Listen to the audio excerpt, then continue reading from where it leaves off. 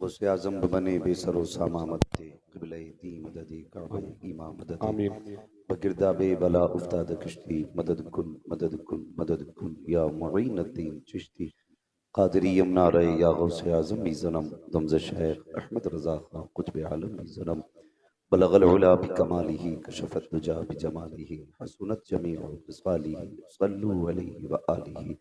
करूं तेरे नाम पे जहाँ फिदा न बस एक जहाँ दो जहाँ फिदा दो जहाँ से भी नहीं जी भरा करूं क्या करोड़ों जहाँ लगी। जिसको अपने नबी से जितनी मोहब्बत का दावा हो कोशिश करें उतनी आवाज के साथ रसूल और आले रसूल की बारगाह में दुरूद सलाम की डालियां निछावर कर लें। पढ़ें बावाज़ बुलंद अल्लाहुम्मा सल्ली अला सय्यदिना व शफीइना व नबीना व मौलाना मुहम्मदिन मअदनिल जुदी वल करमी व आलिहि व सहबिही व बारिक वसल्लिम सलातुम व सलामुन अलैका या रसूलल्लाह सल्लल्लाहु तआला अलैहि वसल्लम। मिंबर शरीफ पर उलमाए अहले सुन्नत का नूरानी काफिला जलवागर है। मुझसे पहले आपने खतीबुल हिंद अल्लामा मौलाना फैज़ान रज़ा साहिब क़िबला से बड़ा ही ज़ोरावर खिताब समाअत किया। थोड़ी देर के लिए ये फ़कीर भी हाजिर खिदमत है। मैं काफ़ी देर से सुन रहा हूँ मुफ्ती अहमद ये मुफ्ती अहमद यूँ वो, बस इतना समझ लो हमारी इतनी औकात नहीं है कि हम कुर्सी तक आ जाते। ये तो हुजूर के जिक्र की बरकतें हैं कि उन्होंने इस जगह तक पहुँचा रखा है। और रह गई हुनर और काबिलियत की बात, तो तमाम बड़ाइयाँ सिर्फ अल्लाह की ज़ात के लिए है और वही खल्लाक़ आलम है, वही खालिक़ कुल है, मालिक कुल है। अभी जो सांसें चल रही हैं ये उसके करम पर मौकूफ़ हैं। जिस दिन वो रस्सी खींच देगा तो सांसों का बंदा मोहताज हो सकता है। तो ना अल्हम्दुलिल्लाह कभी ये गुमान रहा हम क्या हैं, बस हम अपनी हकीकत इतनी समझते हैं कि तेरे टुकड़ों पे पले गैर की ठोकर पे ना डाल, झिड़कियाँ खाएं कहाँ छोड़ के सदका तेरा। हम सबका गुजारा हुजूर के टुकड़ों पे हो रहा है। थोड़ी देर के बाद इंशाअल्लाह आप देखेंगे आपके सामने इस इदारे दारुल उलूम सूफिया चिश्तिया की मेहनतों का नतीजा 3 फारिगीन की शक्ल में आपको दिखाई देगा, जिसकी सदारत हजरत अल्लामा मौलाना अकील जफर नूरी साहब क़िबला फरमा रहे हैं। अल्लाह ताला हजरत की उम्र में बेपना बरकत अता फरमाए। वाकई सूफी मिजाज हैं ये और निहायत सादगी हजरत के वजूद के अंदर भी है। अल्लाह ताला हजरत की उम्र में बेपना बरकत अता फरमाए। दो बातें हैं, एक तरफ हुजूर का आंगन है, एक तरफ अल्लाह के वली का आंगन है। दोनों के आमने सामने आप बैठे हैं। इंशाअल्लाह इधर से साहिब मज़ार का फैज़ मिलेगा, उधर से मदीने के ताजदार का फैज़ मिलेगा। अल्लाह सलामत रखे। मैं सबसे पहले दिली मुबारकबाद पेश करता हूँ उन बच्चों के वालिदैन को जिन्होंने अपने बच्चों को खून पसीने की कमाई से हाफिज़ कुरान बनाया है। अल्लाह ताला उन बच्चों के वालिदैन को उम्र खिज़र अता फरमाए। वो माएँ मुबारकबाद हैं जिन्होंने इन बेटों को दूध पिलाया, और वो बहनें मुबारकबाद हैं जिन्होंने इन भाइयों को अपने हाथ से रोटियां बना के खिलाई हैं। ये बदले में आपको लंदन फ्रांस का टिकट तो ना दे सके, लेकिन इंशाअल्लाह आज यहाँ से जाएंगे तो जन्नत का टिकट साथ लेके जाएंगे। ये आज जन्नत का टिकट साथ लेकर के जाएंगे। और याद रखिएगा कोई इतनी आसानी से अल्लामा हाफिज कारी नहीं बन जाता। ये उलमाए अहले सुन्नत के रत जगों का कमाल होता है जो आपके बेटे हाफिज कुरान बन जाया करते हैं। वरना आप अगर समझें तो स्कूलों की जिंदगी का अगर आप जायजा लें, आप देखें कि आप इंग्लिश मीडियम में अपने बच्चे को लेकर के जाएं। मेरी इस गुफ्तगू से कोई ये सबक ना लेके हमें बच्चे स्कूल में नहीं पढ़ाने हैं। मेरा यही पैगाम रहता है, पढ़िए और आगे बढ़िए। जो कौम हक खो देती है ना, फिर उसे इल्म के बगैर हक हासिल नहीं हुआ करता है। आप पढ़ेंगे तभी आपको आपका हक मिलना है। इसलिए पढ़िएगा, आगे बढ़िएगा। मगर अफसोस, नाकामी किस्मत, हमारी कौम का बच्चा रात के 3 बजे तक मोबाइल चलाता है, सुबह को 10 बजे आंखें मसल के उठ के कहता है अम्मी क्या बना है। 3 बजे तक बच्चा मोबाइल चलाता है, 10 बजे उठ के पूछता है अम्मी क्या बना है। और फिर इसे बैठा के बताया जाए गौसे पाक ने 40 साल तक इशा के वुजू से फजर की नमाज पढ़ी है, तो ये कहता ये कैसे हो सकता है। फिर इसके समझ में बात नहीं आती, आएगी कहां से। इसलिए कि हम अक्ल तो खो बैठे। नौजवानों, मेरे बच्चों, एक बात याद रखिएगा, अगर आज तुमने मोबाइल हाथ में रखा, आने वाले 10 साल के अंदर तुम्हारे हाथों में भीख का कटोरा होगा। मैं आपको अंधा करने नहीं आया, मैं आईना को दिखाऊंगा दाग चेहरे के, जिसे खराब लगे सामने से हट जाए। अगर आपने अपने हाथों से ये मोबाइल बचपन में नहीं फेंके और किताबें नहीं उठाई, आने वाले 10 साल के अंदर तुम्हारे हाथ में कटोरा होगा और तुम्हें भीख भी ये सोच के नहीं दी जाएगी कि तुम कलमा पढ़ने वाले लोग हो। अगर भीख में भी हिस्सा रखना चाहते हो ना, तो हाथों में कलम लेकर के आओ, कलम लेकर के आओ। और ये हमारी कौम, इसके बड़े बड़े अक्लमंद और इल्म दानिश वाले लोग, इन्हें कुछ पीरों ने गुमराह कर रखा है। अगर मुरीद शराबी है, जुआरी है, प्याज खाने वाला, प्याज लेने वाला है, उठ के पीर को 500 रुपए का नजराना दे दे, पीर बैठे बैठे जन्नत का टिकट काट देता है कि जिसे जन्नत ही देखना है इसे देख ले। तेरे बाप की जन्नत है? जन्नत रसूल पाक की है। जन्नत उसे मिलेगी जिसे मुस्तफा अता करेंगे। और जन्नत के यूं ही बैठे बैठे कुर्सी पे फैसले नहीं होते। अगर ऐसे ही जन्नत आसान होती तो हुसैन करबला में 72 सर न कटाते।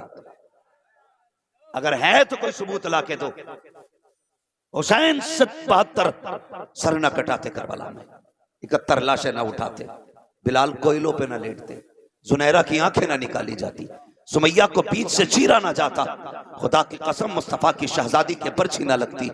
अगर इतना सस्ता जन्नत का सौदा होता ना, महबूब भी कह देते 2 बार सुभान अल्लाह कह दो, जन्नत तुम्हारी होगी। लेकिन क्या कहा फरमाया करते थे, आज हमने मिजाज खराब कर दिया है। क्या कहते हैं कि हमें नहीं चाहिए जन्नत, रिजवान अपने पास रख ले। सुन जरा तारीख उठा करके देख, महबूब जब भी हाथ उठाते थे रो के कहते थे, मालिक मेरी उम्मत को जन्नत अता फरमा दे, मेरी उम्मत को जन्नत अता फरमा दे। वो रातों का रोना जन्नत के लिए था, वो दिनों के सजदे ये लंबे कयाम सिर्फ इसलिए थे ताकि उम्मत को जन्नत मिल जाए। और उम्मत इतनी बेगैरत हो जाएगी, खुदा की कसम, न जहन्नम का डर है न जन्नत की फिक्र है। जोगों का देखा जाएगा, क्या देख लेगा? झटका लगने दे मौत का, पहला झटका लगेगा, सारी दुनिया की राहतें भूल जाएगा। जब कब्र के अंदर रखा जाएगा, ऐसे जोर से कब्र दबाएगी, इधर की पसली इधर आ जाएगी। क्या देखा जाएगा? कोई बचाने नहीं आएगा, ये सारे पागल खड़े रहेंगे। अगर बगा चलेगी या तो बगदाद वाले की चलेगी या मदीने वाले की चलेगी। हाय हाय, नारे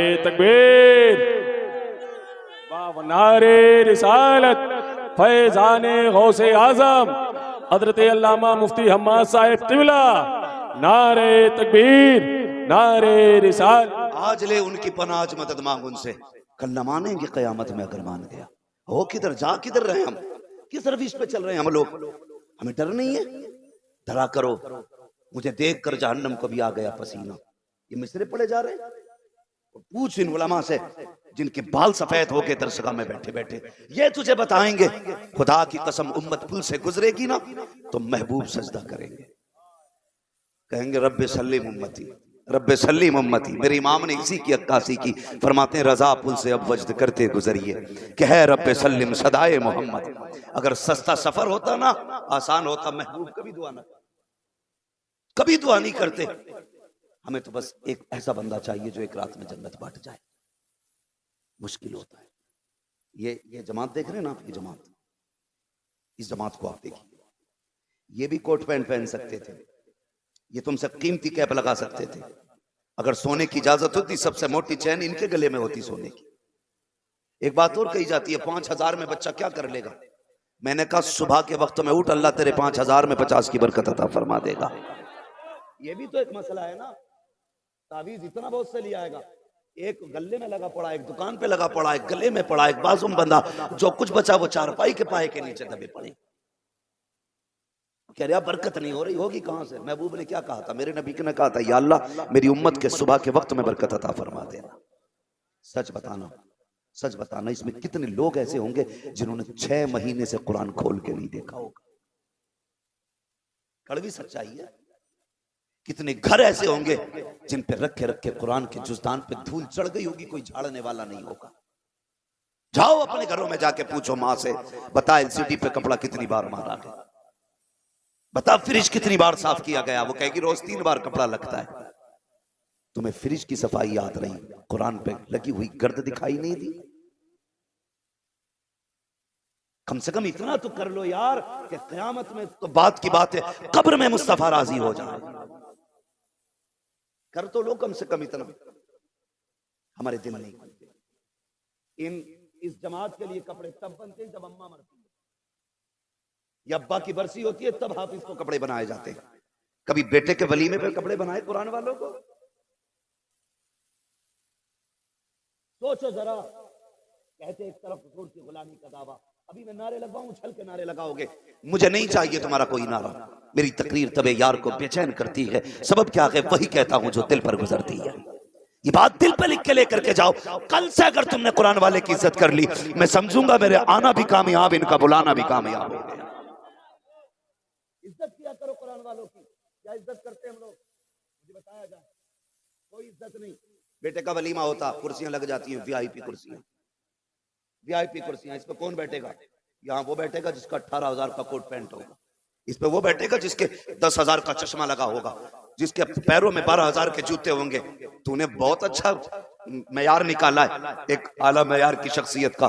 12,000 का कोट, 10,000 के जूते, 5,000 का चश्मा, तब बंदा आला मयार का होता है। सोन मदीने वाले ने एक मयार दिया, फरमाया खैरुकुम मन तअल्लमल कुरान व अल्लमहु। और कुर्सी बिछाने वाले देख, ये महंगे चश्मे वाला आला मयार वाला नकी है, महंगे कपड़े वाला ये आला मयार का नकी है, ये कीमती जूते पहनने वाला आला मयार का नकी। जो फॉर्चूनर से उतरे वो उसकी मंजिलत आला नकी है, जो बड़ी गाड़ियों से चलता है वो इज्जत और रिफत वाला नकी है। मदीने वाला कहता है टूटी जूती पहन के चले, पुराना कपड़ा पहन के चले, भले चटनी रोटी से खाए और झांक के देख ले, अगर वो कुरान पढ़ता है अफजल वाला है, कुरान पढ़ाया करता है अफजल वाला है। खैरुकुम मन तअल्लमल कुरान व अल्लमहु। तुम में अच्छा वो है जो कुरान सीखा करता है, कुरान सिखाया करता है।